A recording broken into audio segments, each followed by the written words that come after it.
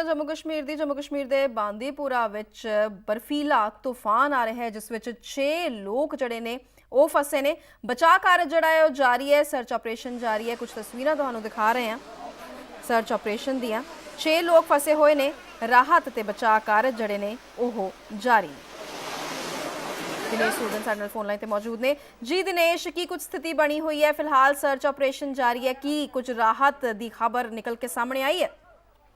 जी, आपको बता दें कि बांडीपुरा इलाके में देर रात बताया जा रहा है बर्फबारी के कारण जो हिमस्खलन हुआ है उसमें बताया जा रहा है कि 20 मकान जो इसकी चपेट में आ गए थे, जिसके बाद जो सुबह ही प्रशासन की टीम जो है मौके पर पहुंची थी और बचाव कार्य जारी है। अभी बताया जा रहा है कि 6 लोगों को वहां से फिलहाल अभी रेस्क्यू किया गया है और तमाम इलाके में अभी सर्च जारी है।